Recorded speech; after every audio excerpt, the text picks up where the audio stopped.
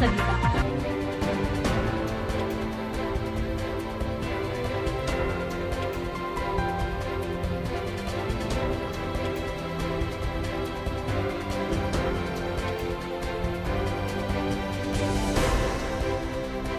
Covid के चलते दिल्ली के तमाम अस्पतालों का सच आप देख ही चुके हैं।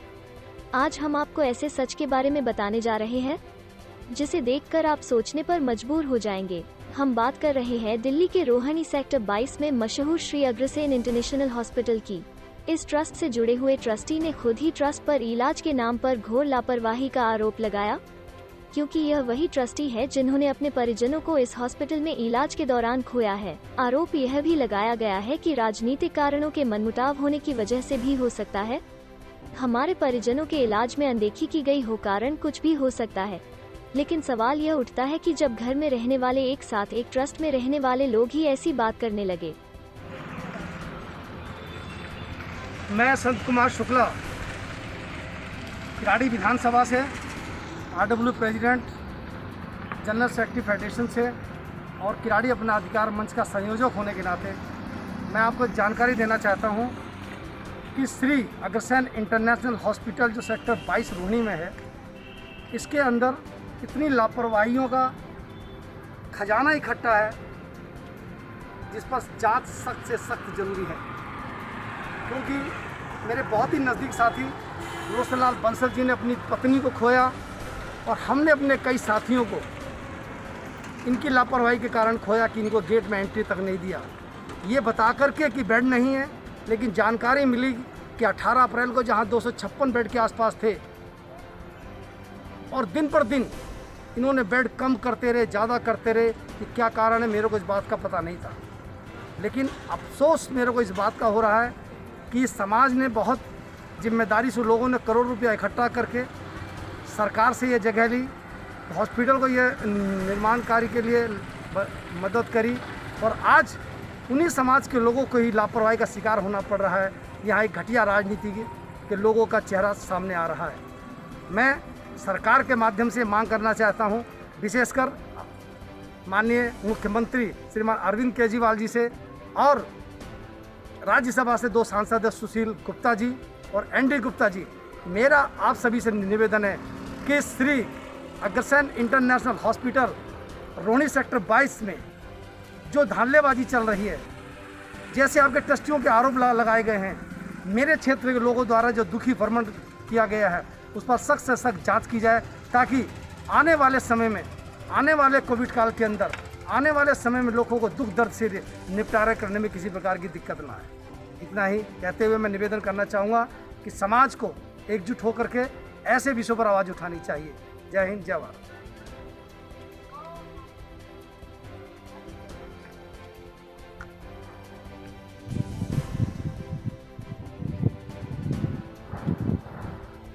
आपका शुभ नाम भाई साहब? मेरा नाम रामनिवास गोयल है जी। मैं श्री अग्रसेन इंटरनेशनल हॉस्पिटल में ट्रस्टी हूँ। मेरा ट्रस्टी नंबर 4890 है।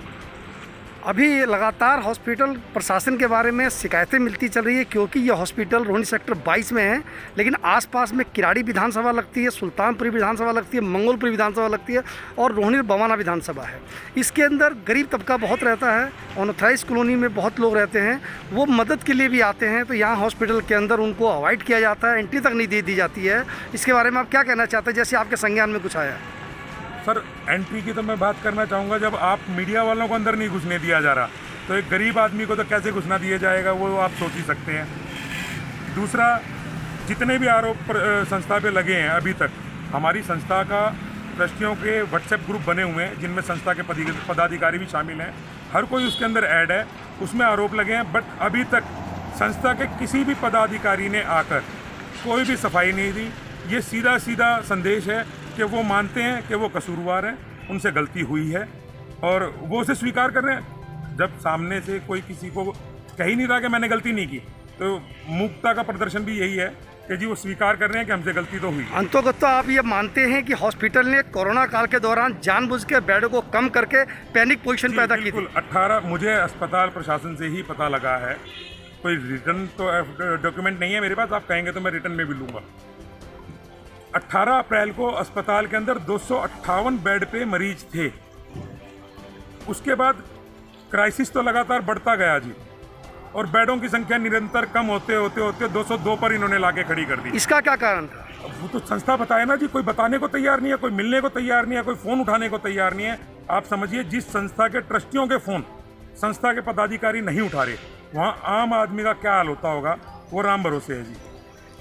मैं आपसे दूसरी एक बात जानना चाहता हूँ कि आप लोगों ने इस संस्था के अंदर सैकड़ों लोगों को जोड़ा, करोड़ों रुपया का धन एकत्र किया, इसके बाद भी ये 4-5 लोग ही ट्रस्ट पे क्यों मालिक बने बैठे हुए हैं? हॉस्पिटल प्रशासन को क्यों तबाह किया हुआ है? इसके अलावा कितने सैकड़ों लोगों को जान देना पड़ गया यहाँ की इनकी लापरवाही के कारण?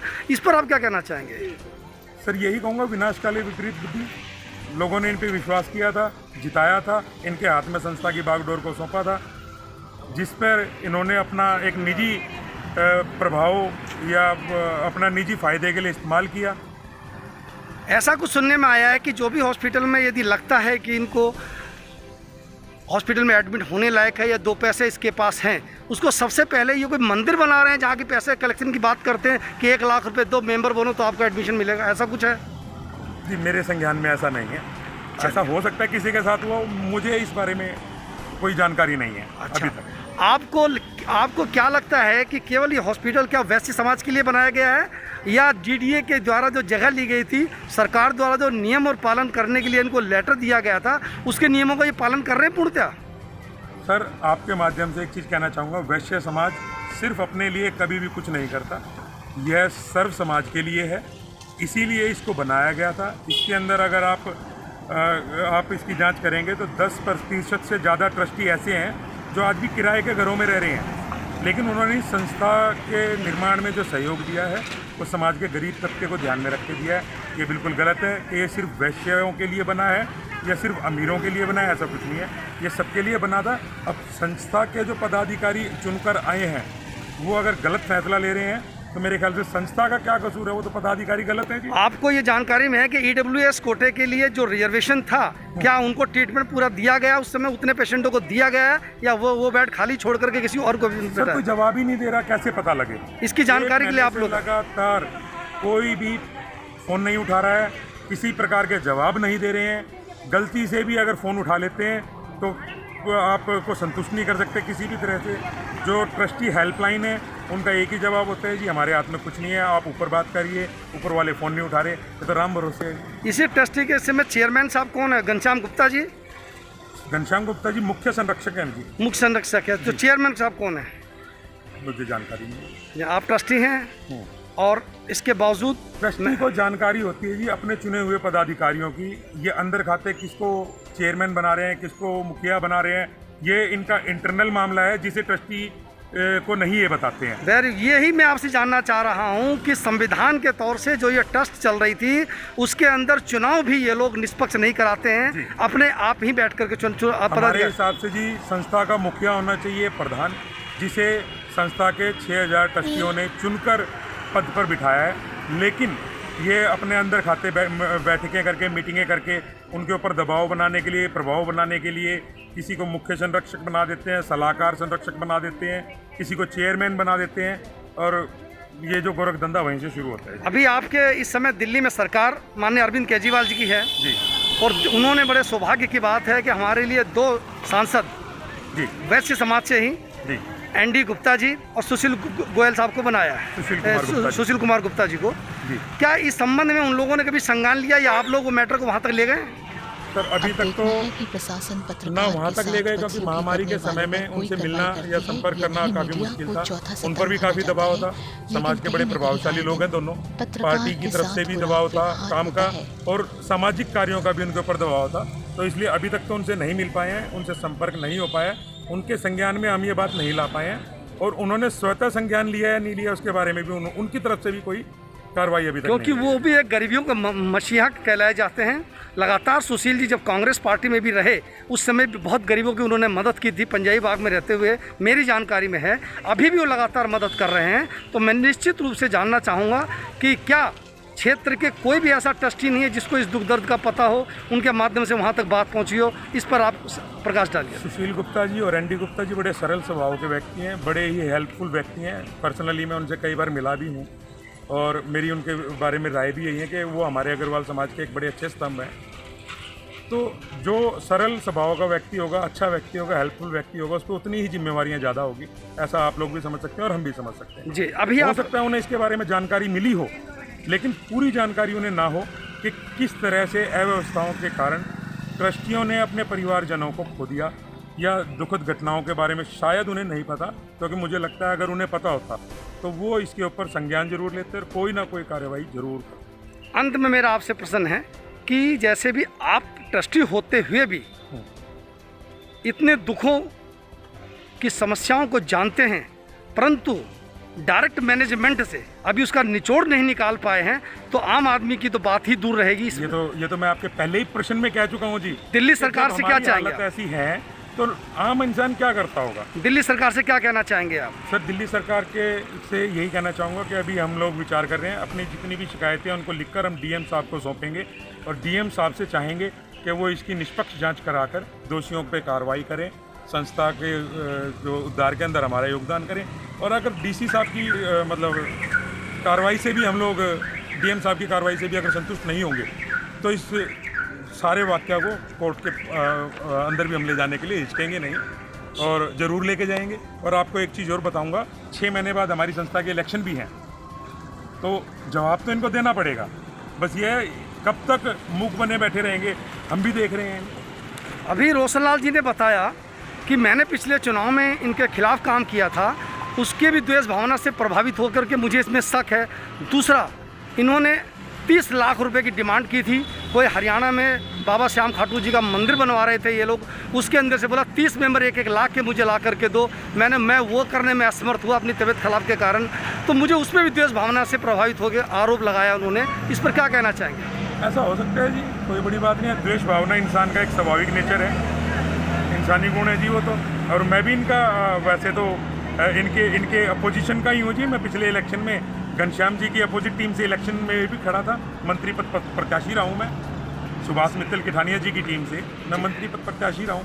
हो सकता है इसी वजह से मेरे भी फ़ोन ना उठाए हों या इसी वजह से मुझे भी ना हैंडल किया गया हो, लेकिन ऐसा इसलिए नहीं लगता कि बहुत सारे ट्रस्टी ऐसे हैं जिनकी शिकायतें हैं। आप इतना लंबा समय नहीं दे पाएंगे, नहीं तो मैं आपको अपने व्हाट्सएप ग्रुप दिखाता है जिसके अंदर 250 लोगों के 6 से 7 ग्रुप तो एक्टिव मेरे पास हैं, जिनमें मैं भी मेंबर हूँ। शुक्रिया आपका, बहुत बहुत धन्यवाद जो आपने कीमती समय इस चिलचिलाती धूप में दिया। वो भी आप समाज के हित की बात कर रहे हैं, समाज के गरीबों के हित की बात कर रहे हैं, सर्व समाज की बात कर रहे हैं। आपने बताया हॉस्पिटल सर्व समाज के लिए है, गरीबों के लिए जो सरकार द्वारा कोटा गया उसको दिया जाना चाहिए। आपने बिल्कुल वास्तविक रूप से मांग को स्वीकार किया है और सरकार से भी यही सुझाव मांगा है कि हमें पूर्ण रूप से न्याय मिले और हॉस्पिटल को जो एक मसीहाओं के रूप में, जीवनदाता के रूप में हॉस्पिटल जाना जाता है, उसके रूप से सभी को मदद मिले। आपने बहुत बहुत आश्वासन दिया, बहुत बहुत धन्यवाद। हाँ जी, आपका नाम क्या है? रोशनलाल बंसल। कहाँ रहते हैं आप? 24 सेक्टर में रहता हूँ, दिल्ली करौली में। अभी जैसे मुझे जानकारी मिली कि आपकी श्रीमती जी दुर्भाग्यवश 21 अप्रैल को एक्सपायर हो गई हैं, तो सुना कि इसके अंदर हॉस्पिटल की कुछ लापरवाही रही है। हॉस्पिटल की काफ़ी लापरवाही रही है। ऑक्सीजन जो है, मैंने उनको कहा कि ऑक्सीजन लगाओ, उस टाइम ऑक्सीजन नहीं लगाई, वो ECG वगैरह करते रहे। हार्ट पेशेंट की वो थी, मैं कहा दोनों चीज़ करो, कार्रवाई करो। उनके ना करने की वजह से उनकी वो जनी दम तोड़ दिया। तो आप तो 2005 से वहाँ के मेंबर हैं, ट्रस्टी भी हैं, 2018 से कार्यकारिणी मेंबर भी है, तो आपको भी इतनी देरी लगानी पड़ी कि 1-1 घंटा बाहर आपको बैठा दिया गया? वो क्या है कि जो ये ग्रुप आया है, ये 24 आदमी जो कमेटी है, मैं 2018 में इनके अंति काम किया था मैंने। ये लगातार हॉस्पिटल की कार्रवाई ठीक नहीं कर रहे, काम नहीं कर रहे, निर्माण में भी गड़बड़ करी थी। मैंने जब भी विरोध किया था तो उन्होंने देखा कि ये आदमी का मौका है मेरा द्वेष भावना कराने का, मेरी बात नहीं सुनी गई, मेरी टाइम के मेरा उपचार नहीं मिला, इसलिए जो है ये बात मेरे साथ घटना हुई। अभी वर्तमान में चेयरमैन कौन है? चेयरमैन जो है घनश्याम गुप्ता है। अच्छा। तो डॉक्टर सुरेंद्र है अग्रवाल जी, कोष अध्यक्ष हैं 2-3 आदमी। तो वर्तमान टीम ने लापरवाही का आपका पूरा है कि उनके द्वारा जो डायरेक्शन दी गई थी कि आपने उनके खिलाफ जैसे चुनाव में या सदस्य के खिलाफ कुछ जो काम किया होगा था उसकी सजा आपको दी, आपको ऐसा लगता है? हाँ जी, मैंने ये अपने बच्चों ने भुगतनी पड़ी। मैंने ये जो ये देखो आप, मैं 60 साल का हो गया है, मेरी वाइफ 55 साल की थी, वो हमने भुगतनी पड़ी हमारे परिवार। तो 2005 से आप मेंबर हैं, मुझे तो लगता है कि सैकड़ों से ज़्यादा मेंबर आपने बनवा दिए होंगे। मैंने खूब मेंबर बनाए, उसमें खूब काम किया, निर्माण के टाइम भी काम किया। ये जो ये इमारत में हमने काफ़ी मदद करी इन लोगों की। संस्था में हम सारा 15-20 साल से काम करते रहे, जो भी इनका देश होते रहे, जब भी काम बोलते।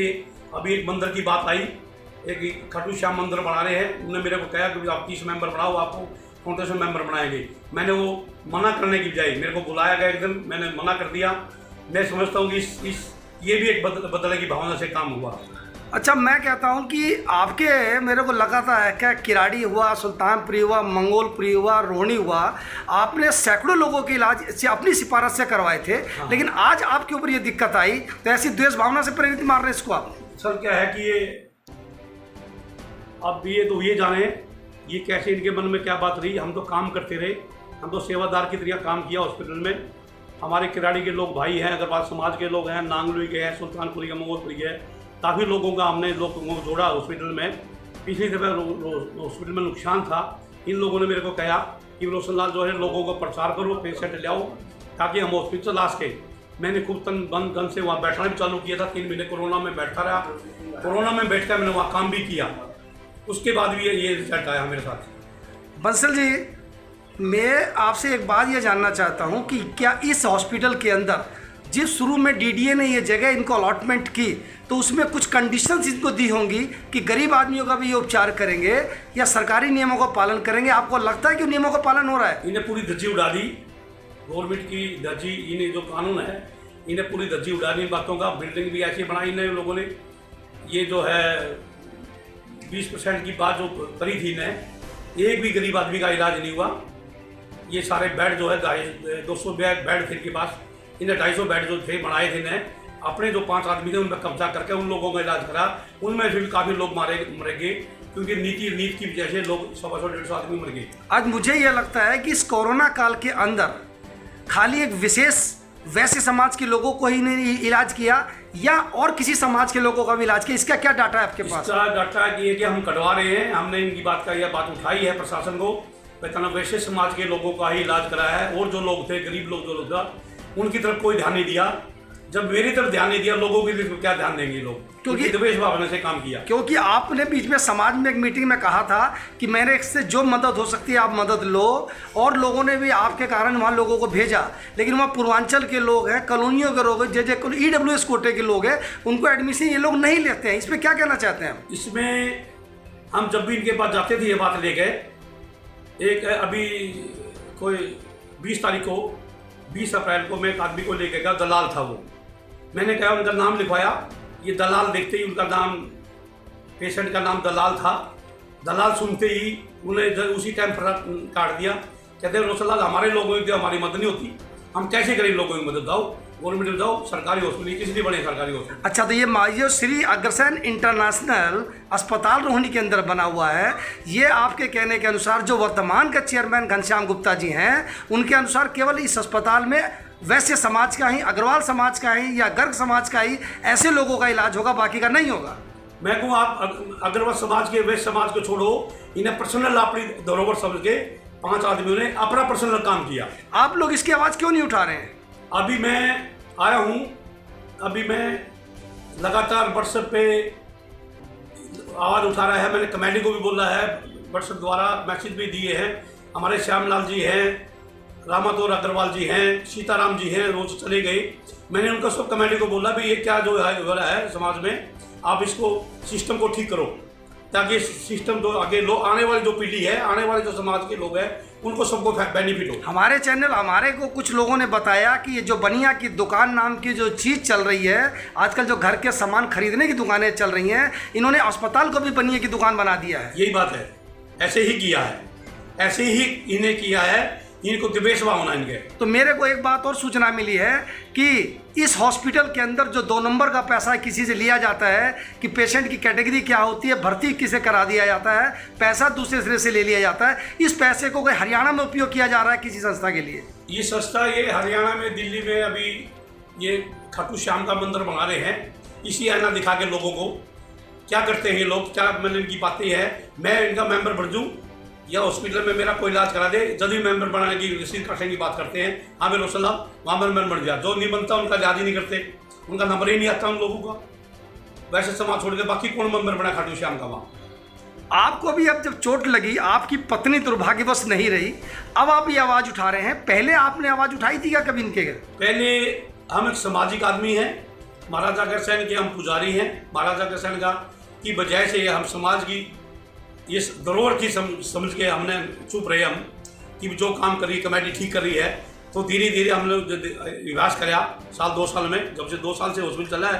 पहले तो बिल्डिंग बनती रही, हम बोलते नहीं थे, हम कहते थे ठीक है जो कुछ हो रहा है, मैं बिल्डिंग बनने दो, देखते हैं कैसे काम होगा। अब पता लगा इनकी दिव्य भावना से ही काम हुआ है। अच्छा, तो ये जब बिल्डिंग बन रही थी उस समय भी जो मैनेजमेंट कमेटी होगी, उस बिल्डिंग बनाने के अंदर भी करोड़ों रुपए का घपला के अंदाजा है क्या? इसमें बनाने में काफ़ी घपला किया है। काफ़ी जो मैनेजमेंट के जो पुराने लोग थे, कई ऐसे लोग थे उनके झगड़े भी हुए इसी बात को लेके, उन्हें कंट्रोवर्सी भी हुई इस बात की। तो भाई जो बिल्डिंग बनी है, मान लो इन्हें 500 करोड़ रुपये के कह रहे हैं कि लागत इकट्ठा किया, 5600 ट्रस्टी बनाए इन्हें, 5 लाख रुपये का मेंबर बनाया इन्हें, कुछ मेंबर 1 लाख रुपये के थे। इतने रुपये आने के बाद भी, इतने पैसे इकट्ठे होने के बाद भी इनके पास अभी हॉस्पिटल चलाने के लिए पैसे नहीं थे। दिल्ली सरकार इसको ऑडिट करती है आपकी जानकारी के साथ? ये जो आप ऑडिट की बात कर रहे हो, हमने पीछे ऑडिट का मुद्दा उठाया था, हमारे आदिमों ने मीटिंग में कहा था वो ऑडिट नहीं करवाया गया। मैं तो कह रहा था ऑडिट कराओ, पता लगेगा हमारी बिल्डिंग में कितने पैसे लगे, हमारा स्ट्रक्चर में कितने पैसे लगे, हमारे सिस्टम में कितने पैसे लगे। आज तक ऑडिट नहीं हुआ। मैं प्रार्थना करना चाहता हूँ केंद्र सरकार को, दिल्ली सरकार को, इस पर पूरा ध्यान दे, ऑडिट की तरफ भी ध्यान दे और रेख देख की भी तरफ ध्यान दे। आपके इस समय दिल्ली में जो सरकार चल रही है, आम आदमी पार्टी की सरकार चल रही है, उनमें 2 राज्यसभा से सांसद दिल्ली से चुने गए हैं, सुशील गुप्ता जी और एनडी गुप्ता जी। आपने इस मुद्दे को कभी वहां तक लेकर के गए क्या, वैसे समाज होने के नाते? नहीं, मैं कल बात करी सुशील जी के, तो उन्होंने मेरे को टाइम दिया है अगले संडे का, कहता आप आओ बैठ के बात करते हैं और समाज की बात है, समाज में ही रखो। वो तो समझाने की बात करते हैं, वो इस तरह की बात नहीं करते कि वो राजनेता आदमी है। पार्टी चाहे केजरीवाल की सरकार हो चाहे दूसरी सरकार हो, जब तक हम कानूनी कार्रवाई नहीं करेंगे जब तक इसका रिजल्ट नहीं आएगा। आप क्या मांग करना चाहते हैं कि भविष्य में ये अस्पताल बहुत अच्छे से चले, गरीबों को इलाज मिले, इसके लिए क्या आपकी योजना है? आप गरीबों को कैसा भला करना है? जिस कंडीशन से डीडीए से ये प्लॉट लिया गया, जिस लक्ष्य से महाराजा अग्रसेन भगवान के सब शिष्य मान करके पूरा वर्ल्ड पूछता है इनको, आज अग्रसेन की धरोहर जो आप लोग हैं, गरीबों का पेट आप लोगों के थ्रू पलता है, इससे अग्रसेन समाज की बदौलत पलता है। आप क्या संदेश देना चाहते हैं? हम तो ये संदेश देते हैं कि जो गरीब आदमी हैं, गरीब आदमियों की मदद की जाए। हम तो मैं बार कई बारी गरीब आदमियों की बात मैं उठाता हूँ, तो इसीलिए उनकी देवेश भावना होती है कि ये लोग क्यों ऐसी बात करते हैं, क्यों लोग दूसरे लोगों की बात करते हैं आगे। मैंने काफ़ी लोग जो है अभी मैं एडमिट कराता हूँ लोगों के, और भी लोगों को कराता हूँ कि रोशन लाल तुम तेरा तो लिंक सुल्तानपुरी मंगोलपुरी खिलाड़ी है, इन लोगों से तेरा लिंक है, तुम ऐसे क्यों काम करता है, ये हॉस्पिटल फेल हो जाएगा। मैं कहा भाई बात यह है, गरीब आदमी है, गरीब आदमी हमने जगह ली है, हमने दिल्ली गवर्नमेंट का फ़ायदा उठाना है, लोगों को फ़ायदा उठाओ। ये समाज का नहीं काम करते कि दूसरे लोग क्या काम करेंगे। शुक्रिया। तो आप ये चाहते हैं आपकी गरीबों का भला हो, अपने समाज का भला हो, महाराजा अग्रसेन का नाम ऊंचा हो, ये आप संदेश देना चाहते हैं दिल्ली वासियों को। केजरीवाल जी से किसी प्रकार की आपको शिकायत, केजरीवाल जी से क्या डिमांड करना चाहते हैं? केजरीवाल जी को तो यही बात करना चाहते हैं कि इनकी इंक्वायरी कराया जाए, और इंक्वायरी हो, दूध का दूध पानी का पानी निकले, पता लगे भाई सच्चाई क्या है, हॉस्पिटल में क्या हुआ है। इसमें सीसीटीवी कैमरा वगैरह तो होंगे? हाँ है, पूरी व्यवस्था है? पूरी व्यवस्था। आप एडमिट रहे, आपको पता है कि वहाँ साफ सफाई व्यवस्था रहती है, उपचार अच्छा मिलता है? नहीं, कोई ज़्यादा कोई उपचार सफाई कोई अवस्था चरमा रही हुई थी। मैं जब गया वहाँ मैंने बोला भी 2-3 बारी, मेरी कोई सुनाई नहीं हुई। व्यवस्था भी चरमराई है, सफाई व्यवस्था भी चरमराई हुई है, सुरक्षा व्यवस्था भी चरमराई हुई है। आपको लगता है कि सीसीटीवी कैमरे भी बंद हो सकते हैं? उनकी मर्जी है, वो कुछ भी करे, उन 5 आदमियों के उनका दबदबा है। अच्छा, हॉस्पिटल में कब्जा उनका। ऐसा भी लगता है कि जैसे आप जैसे कोई 1-2 विरोधी उनको पता हो, उस टाइम सीसीटीवी आने का जाने का हॉस्पिटल बंद कर देते हो? ऐसे किया होगा, ऐसे भी हो सकता है। इसकी भी आप मांग करते हैं कि अस्पताल ठीक ठाक से प्रशासन में चले? सीसी कैमरे की भी डिमांड करी मैंने सारी। मैं तो दिल्ली सरकार, अभी मैंने आरटी लगाई है, मैंने इन बातों की सारी क्वेश्चन मैंने भेजे हैं, उनके देखो क्या जवाब आता है इनका। ठीक है, शुक्रिया।